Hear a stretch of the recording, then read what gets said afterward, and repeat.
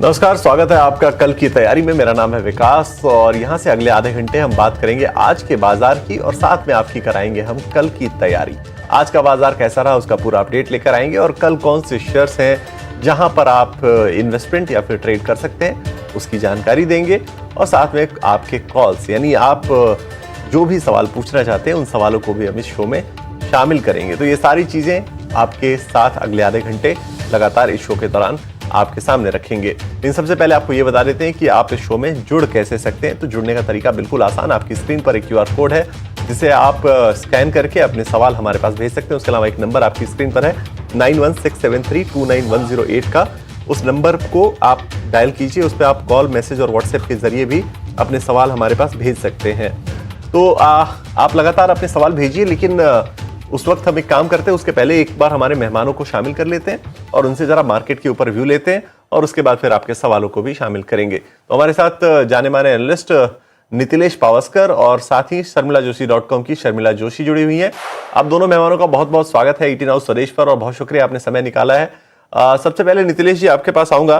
Good afternoon. पहले ये बताइए कि बाजार में क्या स्ट्रेटजी होनी चाहिए इस वक्त, क्योंकि आज जो रिकवरी देखने को मिली, अच्छी रिकवरी थी वैसे तो निचले स्तरों से, क्या वो रिकवरी आगे कल जब हम बाजार को कल देखेंगे तो क्या वो रिकवरी हमें अच्छी तेजी दिखाने के लायक दिख रही है?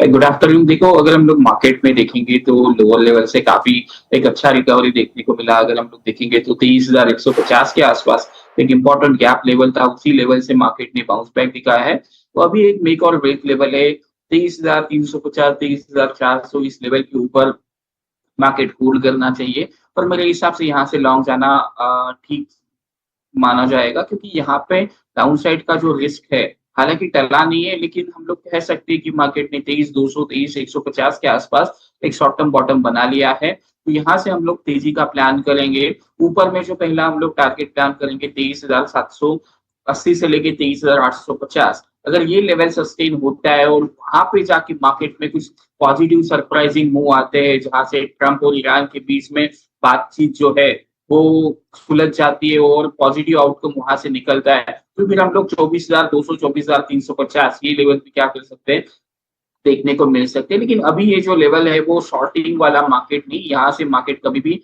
बाउंस बैक दिखा सकता है, लेकिन स्ट्रिक्टली स्टॉप लॉस के साथ हमें पोजीशंस को कैरी करके चलना चाहिए। तो निफ्टी में मेरा जो व्यू है वो बाइंग साइड का व्यू है। यहाँ से हम लोग लॉन्ग करके चलेंगे 23,200 के स्टॉप लॉस के साथ।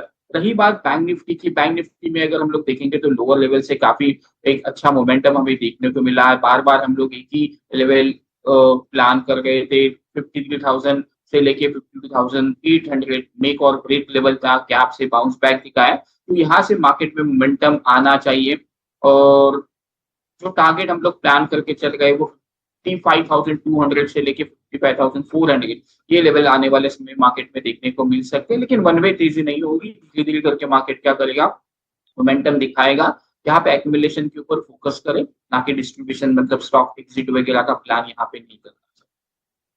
चलिए, तो ये एक टेक्निकल व्यू मार्केट के ऊपर लेवल्स के हिसाब से काफी इंपॉर्टेंट। लेकिन शर्मिला जी के पास चलेंगे।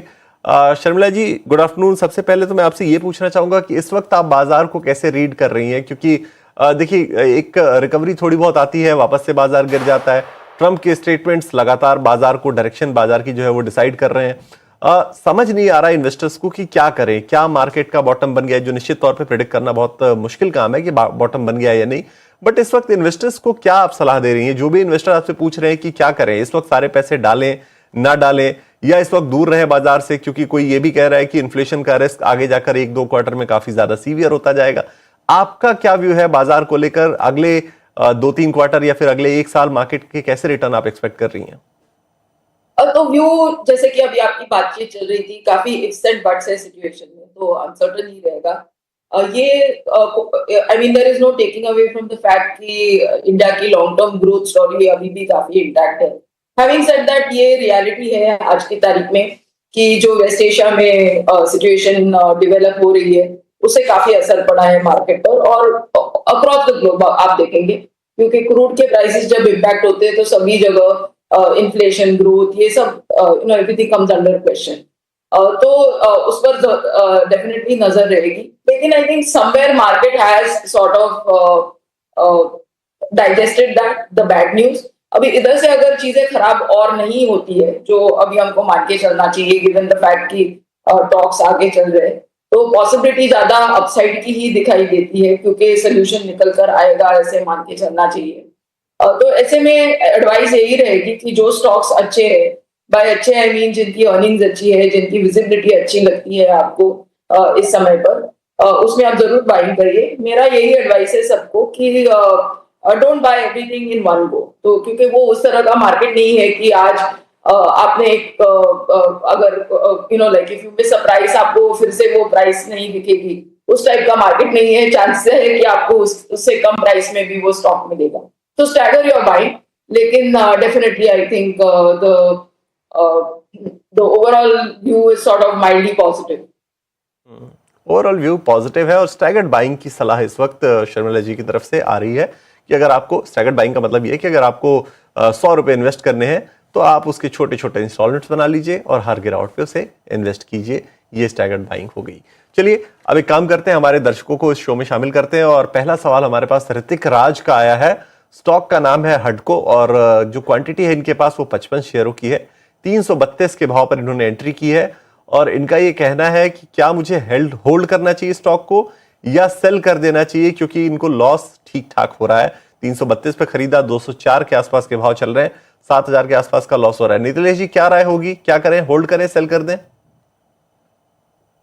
ट्रेडिंग स्टॉप लॉस मेंटेन करे, इसके नीचे जाता है तो एक बार के लिए पोजीशंस को क्या करे, हल्के कर लेना चाहिए, क्योंकि स्टॉक में एक बेरिश फ्लैग पैटर्न बन रहा है। तो इसके नीचे ये स्टॉक पैटर्न एक्टिवेट हो जाएगा, लेकिन जब तक 195 194 ये लेवल के ऊपर इंटैक्ट है तब तक आप अपनी लॉन्ग सी पोजीशंस क्या कर सकते हो, कैरी करके चल सकते हो। नीचे में एक 160 165 का एक मौका था, वहां पे एवरेज किया जा सकता था, लेकिन वो रैली मिस हो चुकी है। तो अभी 194 95 का एक स्टॉप लॉस रख के पोजीशंस को होल्ड करें।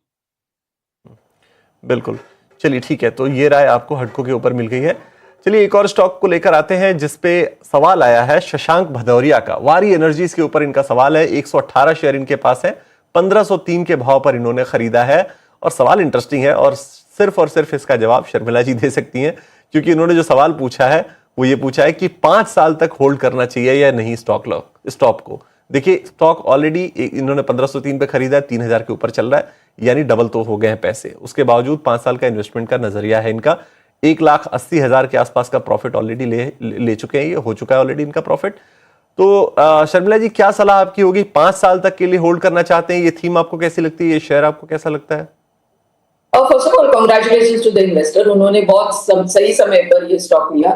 दो चीजें इसमें ध्यान रखनी चाहिए। एक तो ये बात कि 5 साल होल्ड करने में मुझे कोई दिक्कत नजर नहीं आ रही, लेकिन अभी का समय ऐसा है कि you need to sort of track the stock.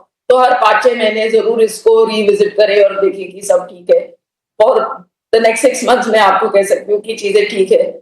Overall अगर आप देखें तो जिस तरह से पावर इक्विपमेंट के स्टॉक्स और जिस तरह से ऑल्टरनेटिव एनर्जी, यहाँ पर जो सोलर मॉड्यूल्स वगैरह की बात है, उस तरह के जो सेक्टर्स है उसमें काफी रुचि है। और मेरे हिसाब से गिवन द फैक्ट कि जिस तरह की सिचुएशन बनी है वेस्ट एशिया में, उसको लेकर रिन्यूएबल एनर्जी पर फोकस बढ़ेगा, कम नहीं होगा।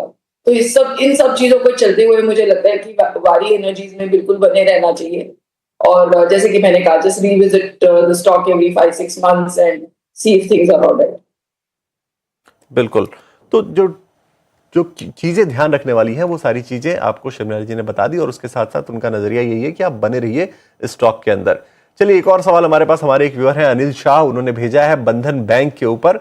इनके पास क्वांटिटी है 1000 शेयरों की और एंट्री प्राइस इनका 352 रुपए का है। बंधन बैंक इन्होंने 352 पे खरीदा है। काफी पुरानी बाइंग लगती है क्योंकि 52 वीक हाई इनका 212 का है बंधन बैंक का। लॉस इनको ठीक ठाक हो रहा है। नीतिश जी क्या करना चाहिए, ये पूछ रहे हैं कि होल्ड करें, प्राइसेस आएंगे इनके, या फिर निकल जाना चाहिए लॉस बुक करके?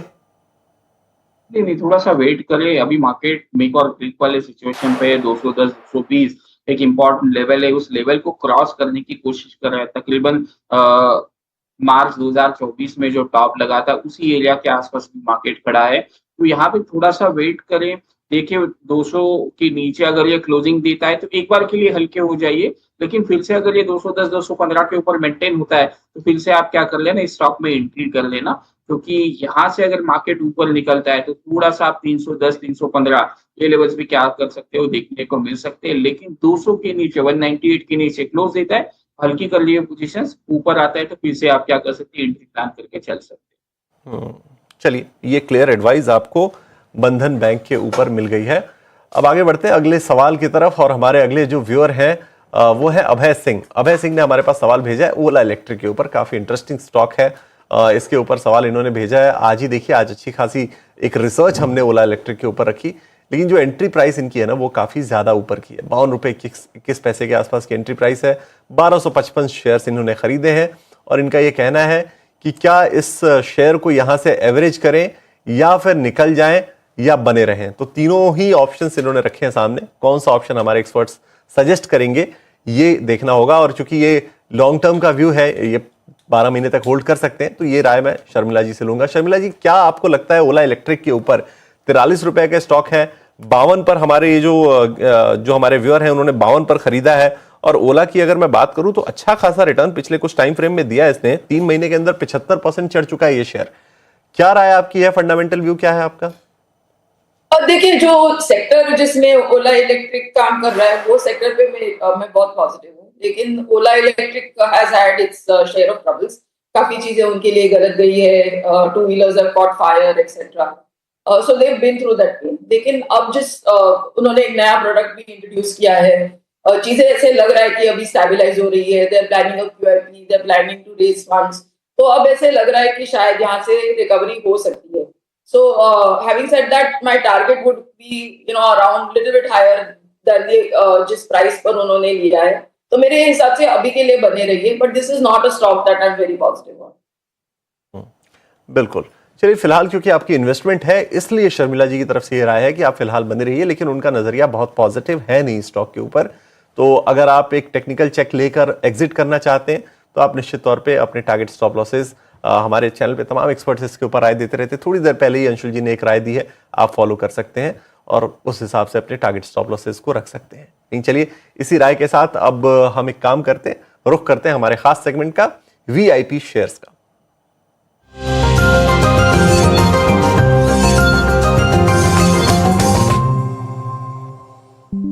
VIP शेयर्स यानी वैल्यू इन्वेस्टमेंट पिक्स, ऐसे शेयर्स जहां पे वैल्यू छिपी है, जहां पे अगर आप इन्वेस्ट करते हैं तो आपको अच्छा रिटर्न मिल सकता है, चाहे वो पोजिशनल बेसिस पे हो या फिर लॉन्ग टर्म के लिए फंडामेंटल बेसिस पर हो। तो चलिए, VIP शेयर की शुरुआत सबसे पहले शर्मिला जी से करते हैं। शर्मिला जी, बताइए क्या स्टॉक आपने चूज किया है हमारे व्यूअर्स के लिए जहां पे इन्वेस्ट कर सकते हैं वो थोड़ी लंबी अवधि के लिए? Yes, I am recommending eternal. जैसे कि सभी जानते हैं, इनके दो बड़े बिजनेसेस है। एक तो फूड डिलीवरी का बिजनेस है जोमेटो, दूसरा जो बिजनेस है वो है ब्लिंकिट, जो डिलीवरी करता है चीजों की 10 मिनट में। तो दोनों ऑप्शंस आज की तारीख में काफी अच्छा ग्रोथ दिखा रही है। फूड डिलीवरी बिजनेस ने पिछले क्वार्टर अच्छा ग्रोथ, अच्छे रेवेन्यूज, अच्छे मार्जिन दिखाए। But the reason I am really recommending the stock is Blinkit. मेरे हिसाब से जिस तरह से more and more people are buying things online, और उनको वो क्विक डिलीवरी चाहिए, और जिस तरह से इन कंपनीज ने उनका नेटवर्क बनाया है, और जिस तरह से आज की तारीख में शहरों में और छोटे शहरों में भी इनका मार्केट धीरे धीरे बढ़ रहा है, इसे समझ आता है कि आगे बिजनेस की किस तरह की पॉसिबिलिटी हो सकती है। If you look at the Blinkit growth for Q4, वो बहुत अच्छी रही है। तो इसको ध्यान में रखते हुए I am saying eternal with a target of 300।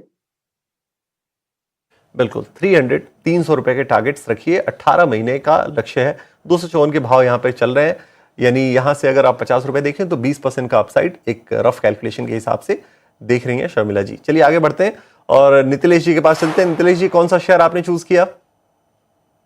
देखो, मैं ITC के साथ जाना पसंद करूंगा। ITC में जहाँ से मल्टीपल ईयर रेजिस्टेंस का ब्रेकआउट दिखाया था, उसी लेवल को भी मार्केट क्या कर रहा है, टेस्ट कर रहा है। तो 280 से लेके 275 इस रेंज में बाय करना है। मैंने स्टॉप लॉस सिर्फ और सिर्फ 272, 270 के आसपास रखा है। टारगेट जो हम लोग प्लान करेंगे 300 से लेके 320, ये लेवल को अगर मार्केट मेंटेन करता है, अगर आप वीकली चार्ट को क्लोजली देखेंगे तो वहां पे डबल बॉटम बनने की कगार पे है, और साथ साथ RSI का पॉजिटिव डाइवर्जेंस भी है। 300, 320 के ऊपर मेंटेन रहता है तो सीधा मैं टारगेट को रिवाइज करके 380 से लेके 400 ये लेवल्स भी क्या कर सकते हैं आने वाले समय में हम लोग देख सकते हैं। कोई भी फ्यूचर ऑप्शन की पोजीशंस नहीं बनानी है, सिर्फ कैश में लेके बैठना है। आराम से बैठिए स्टॉक में, तो 5-7 रुपए नीचे का एक स्टॉप लॉस डाल के और अपनी पोजीशंस को होल्ड करें। चलिए, तो ये राय आईटीसी के ऊपर आपको मिलती हुई। 300-320 के टारगेट्स आपको फिलहाल रखने, 272 का आप लगाइए स्टॉप लॉस। नितिलेश जी की तरफ से ये राय आपको मिल गई है। चलिए, इसी राय के साथ हमारे दोनों मेहमानों का करेंगे शुक्रिया अदा। शर्मिला जी, नितिलेश जी, आप दोनों का बहुत बहुत शुक्रिया। आप जुड़े और तमाम शेयरों पर, मार्केट के ऊपर आपने अपनी बेहतरीन राय हमारे व्यूअर्स के साथ साझा की। बहुत शुक्रिया इसके लिए। चलिए।